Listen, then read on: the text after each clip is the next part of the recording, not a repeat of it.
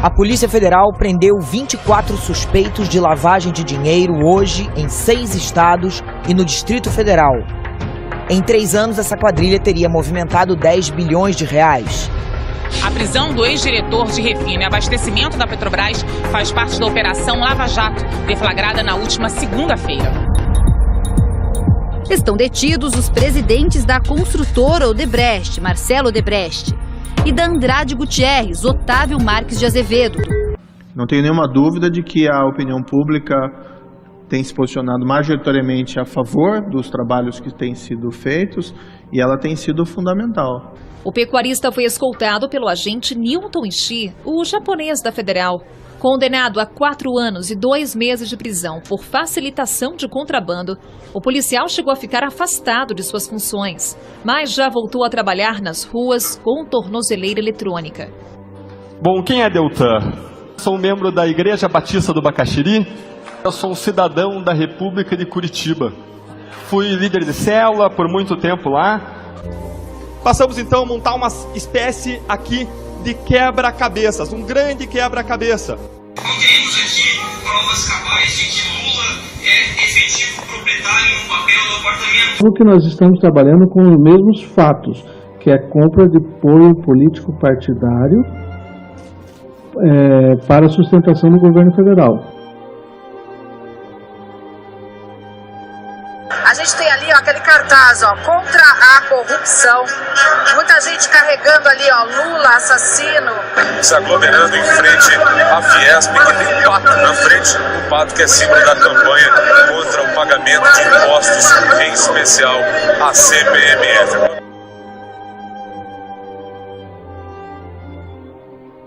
A Avenida Paulista foi completamente interditada nos 2 sentidos, 11 quarteirões tomados por manifestantes. O ex-presidente Lula já está com o microfone na mão, se prepara para começar o discurso dele. As imagens aéreas da Avenida Paulista está lotada neste momento, tem bastante gente, um número ainda não confirmado de pessoas, porém 11 quarteirões tomados neste momento.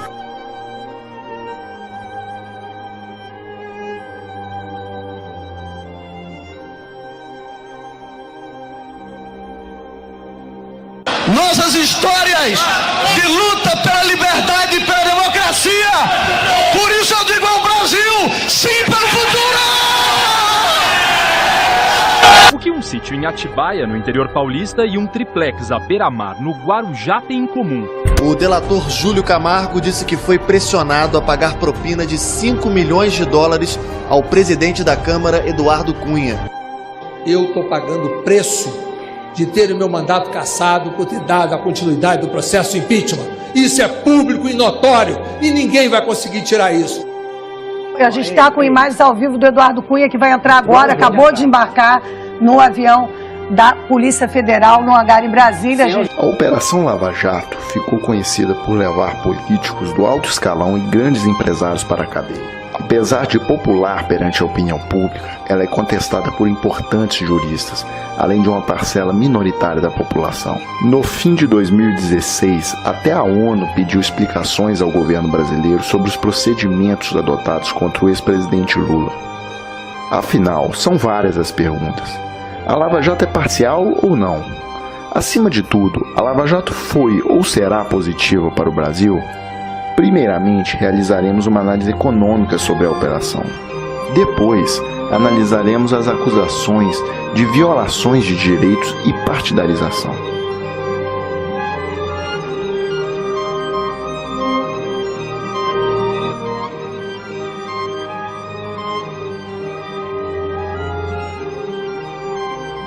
De 2004 a 2013, o Brasil apresentou altas taxas de crescimento econômico. O país era destaque na imprensa internacional. A renda média do trabalhador subia e alcançamos a situação de pleno emprego. Não é preciso voltar tanto no tempo para relembrarmos esse período.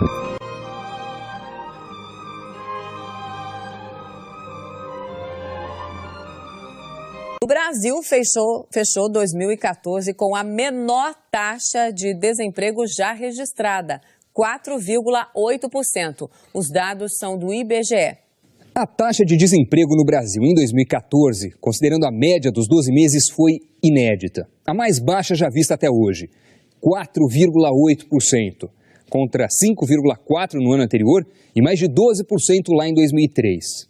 Este estaleiro em Niterói, estado do Rio, mostra que em matéria de emprego o Brasil está nadando na corrente oposta, a do aumento de vagas. Seus 3.200 funcionários estão montando 4 navios novos ao mesmo tempo. Encomendas da indústria de petróleo e gás, que aqui no país não para de crescer. Emprego, portanto, não falta. Este gráfico mostra a tendência de queda do desemprego no Brasil. A taxa, que era 12,5% em abril de 2002, caiu para 6,4% em abril passado. Hoje, grande parte dos desempregados é formada por gente que saiu de um emprego para procurar outro melhor. Por isso se diz que o Brasil está quase no pleno emprego. A indústria automobilística brasileira anunciou nesta segunda-feira o recorde de vendas de automóveis e comerciais leves em 2012. Um dos motivos foi a redução do imposto sobre produtos industrializados sobre esses veículos, o que diminuiu o preço e tornou o carro mais acessível ao consumidor. Seu José Avelino deixou a Paraíba e viajou quase 2.000 quilômetros para visitar a filha no Rio. Uma viagem que ele costumava fazer de ônibus. Já vim de ônibus já. Demorei para danado, cheguei enfadado, cansado. E depois a gente advista nesse negócio que vem por cima, rapaz, é ligeiro demais, mas é bom.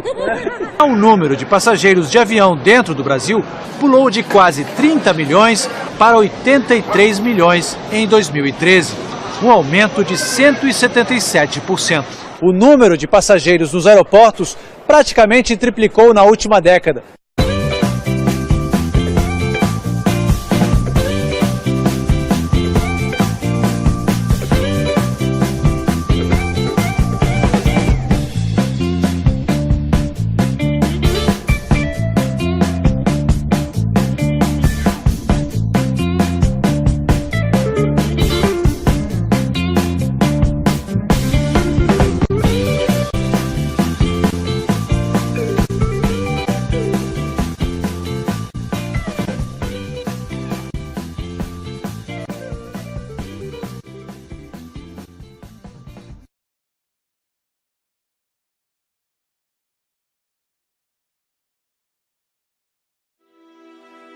O estaleiro Enseada do Paraguaçu, que está sendo construído em Maragogipe, no Recôncavo, vai ter as obras suspensas no sábado. Segundo a Enseada Indústria Naval, responsável pelo empreendimento, o motivo é a falta de recursos financeiros. Os 4.000 operários que trabalhavam na obra já vêm sendo demitidos desde o ano passado. O estaleiro está com mais de 80% das obras concluídas. O custo está orçado em 2 bilhões e 600 milhões de reais. O empreendimento entrou em declínio depois do início da Operação Lava Jato, que investiga denúncias de corrupção na Petrobras. 3 empreiteiras que participam da obra estão sendo investigadas.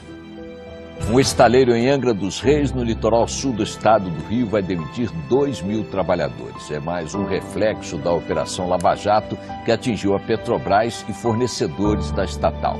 Nilson já havia sido demitido do estaleiro Mauá e pela segunda vez teve a baixa na carteira profissional. Pelo jeito que vai, com esse negócio de Lava Jato aí, só vai acontecer isso aí mesmo.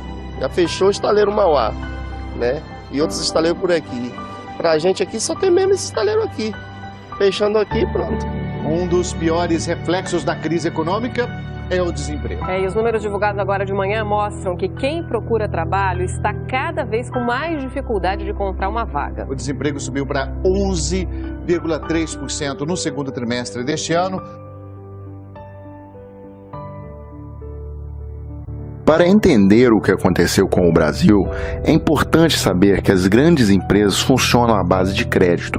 Mesmo empresas lucrativas, como as grandes empreiteiras brasileiras, precisam de empréstimos para rolarem suas dívidas.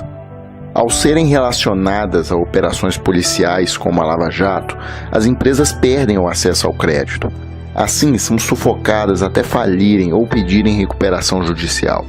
Não deixa de ser curioso o fato de que essas empreiteiras serão substituídas por empresas chinesas, tão ou mais corruptas que elas. Na realidade, esse processo já vem acontecendo. Vamos analisar o caso mais emblemático, que é o da Odebrecht. Essa empresa era muito mais que uma construtora nacional. A Odebrecht tinha uma divisão agroindustrial, referência nas tecnologias mais avançadas de produção de etanol e biodiesel. A Odebrecht era dona da Braskem, que é o ativo mais valioso da indústria química brasileira. A Odebrecht tinha um braço militar, que produzia equipamentos bélicos com tecnologia 100% nacional. Ela era responsável pela construção do submarino nuclear brasileiro, projeto que foi suspenso após o início da Operação Lava Jato. Além disso, a Odebrecht disputava mercados no exterior, ajudando o Brasil a exportar serviços de alto valor agregado, o que é algo difícil em um país especializado em exportar commodities de baixo valor. Por exemplo, em 2001, a Odebrecht construiu o novo terminal do aeroporto de Miami. O espaço conquistado por ela na África e na América Latina tem sido tomado por empresas chinesas, gerando emprego e renda por lá, não aqui. Tudo o que foi dito sobre a Odebrecht vale para as outras empreiteiras brasileiras destruídas pela Lava Jato, como a Andrade Gutierrez, a Engevix, a UTC e a Mendes Júnior. Mas afinal, se praticaram atos de corrupção, haveria outra solução para as empresas que não fosse a punição e a falência? Sim, haveria. Nos Estados Unidos e na Europa existe uma diferenciação entre a empresa e o dirigente que cometeu a corrupção. Isso ocorre por uma razão óbvia. A pessoa jurídica não tem desejo ou vontade própria. Ela é uma organização que desenvolve tecnologias, cria riquezas, paga impostos e ajuda o país. O dirigente, sim, deve ser punido pelas autoridades caso tenha praticado a corrupção. Foi assim que os Estados Unidos fizeram com a construtora Halliburton, condenada a pagar uma multa irrisória em um caso de corrupção. O mesmo aconteceu com a fabricante de equipamentos militares Lockheed Martin. O modelo americano é cirúrgico, exige planos de boas práticas e compliance e tenta punir desvios sem afetar o corpo e o conjunto da companhia.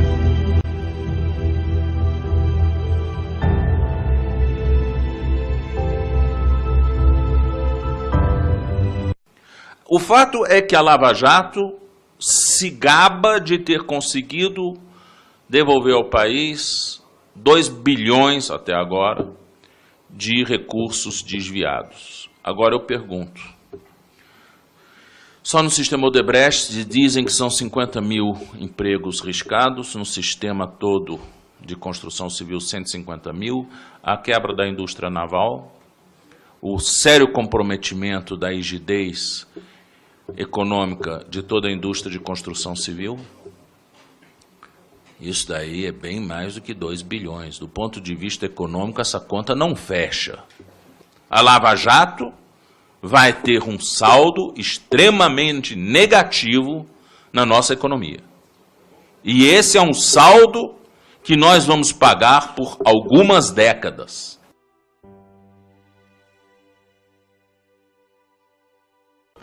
Esse gráfico foi produzido pelo jornal Folha de São Paulo. Perceba que foi exatamente em 2014 que a economia brasileira começou a naufragar. Todos nós somos contra a corrupção. Todos nós. Mas nós não queremos destruir um país por causa de uma causa. Nós não queremos simplesmente jogar o bebê fora com a água suja do banho. Muitas vezes a Lava Jato me parece aquela atitude de você querer desbaratear, matar as baratas da casa com lança-chamas e botar fogo na casa. Então não é razoável hoje, por exemplo, que um procurador da República recém-concursado ganhe quase 30 mil reais, bruto, e líquido quase 24 mil reais.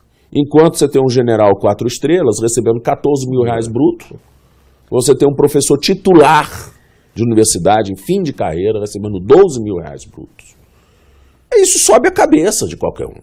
Isso sobe a cabeça. E as pessoas perdem um senso de realidade. Acham que o mundo é assim.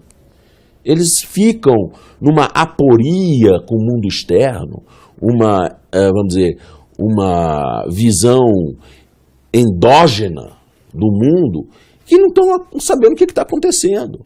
Para um juiz como Moro dizer que não sabe o que vai acontecer com o Brasil, com a Lava Jato, isso é de uma alienação completa quanto aos problemas nacionais. São milhares de empregos de pais de família que estão sendo riscados do mapa. Não são os empregos dos procuradores nem do juiz. Eu entrevistei outro dia o Wagner Freitas, presidente da CUT, que atribui ao juiz Moro a demissão de 1.500.000 trabalhadores do país. A contribuição da Lava Jato para essa crise é substancial. Eu digo mais, que ela é muito mais grave do que a vantagem que ela diz ter levado em recuperar 2 bilhões de reais perdidos no processo de corrupção. O senhor estudou na Alemanha. A Alemanha viveu o fenômeno do nazismo.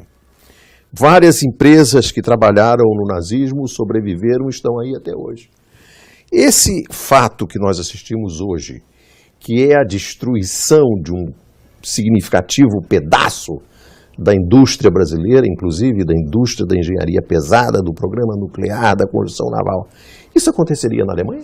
Os americanos, claro que tiveram, vamos dizer, umas iniciativas aí de quebrar as pernas de algumas indústrias muito poderosas, como, por exemplo, a IG Farben, né, que era o maior empreendimento químico da Europa. Né? E que produzia aqueles gases que eram lançados... o Ciclone B, que foi usado para as câmaras de gás. As câmaras de gás. O IG Farben foi quebrado em 4 grandes empresas. Foi a Höchst, foi a Bayer, foi a BASF e foi a Henkel. O quê? Essas 4 empresas... Estão todas aí. Estão todas aí, era o IG Farben. Hoje você tem essas 4 empresas irmãs que eram do IG Farben. Então até hoje são grandes empresas alemãs. Produzindo os remédios que Produzindo remédios que nós estamos tomando. São donas praticamente da indústria química alemã, com enorme impacto internacional. Podemos lembrar também da Krupp, que fazia os canhões do Hitler. A Krupp hoje está junto com a Thyssen, né? Thyssen-Krupp se juntaram os dois grupos. Então tem algumas coisas na Alemanha, né, que são muito curiosas. Mas o princípio que eu queria estabelecer... E aí é o seguinte, o regime nazista e o regime pós-nazista procuraram preservar os empregos dos trabalhadores alemães. Com certeza. É esse o meu ponto.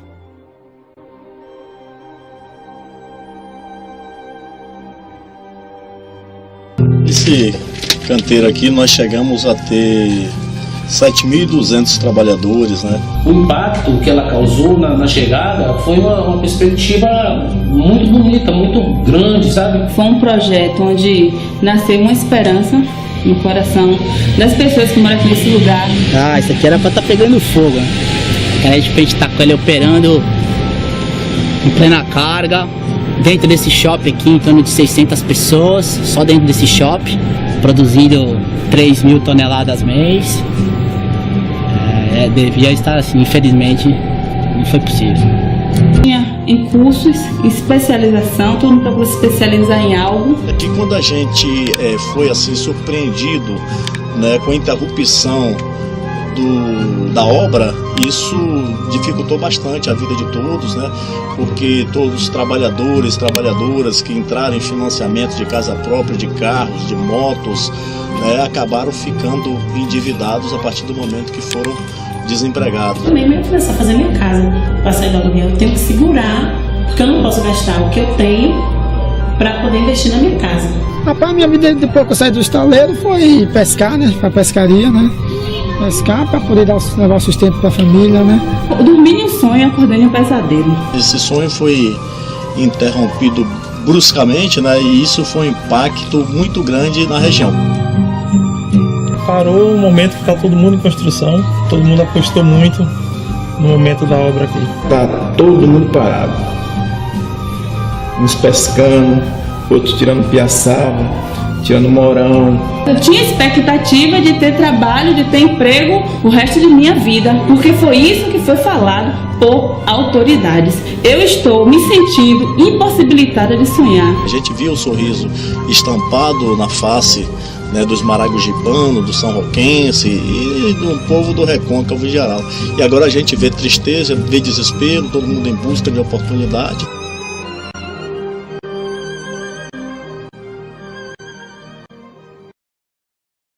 Veja bem, isso que eu falei tem mais a ver com o desfecho da situação, não com o começo. O começo foi brilhante. Se você analisar o começo do governo Lula, foi brilhante a ideia do Bolsa Família. Tirou o Brasil de uma condição e levou a outra. Ao ponto de eu perceber as pessoas com orgulho de ser brasileiro. Em algum momento se teve orgulho de ser brasileiro. Acho que em nenhum momento da história do Brasil se teve tanto patriotismo em relação ao Brasil como na época do Lula. Quando o Brasil pagou a dívida do FMI, como ofereceu dinheiro para o FMI, quando teve a crise no exterior e o Brasil passou por ela, e parecia impossível, parecia um sonho de Cinderela mesmo. Daí a pessoa que isso vai acabar a qualquer momento. Acabou? Eu acho que foi sabotado. Eu acho que há muitos interesses para que o Brasil não continue nesse caminho.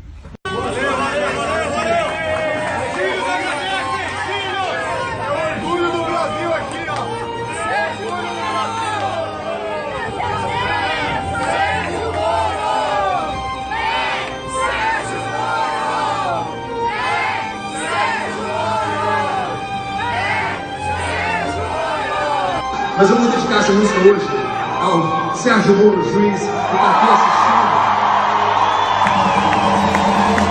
Que está presente aqui hoje, eu não sei onde ele está.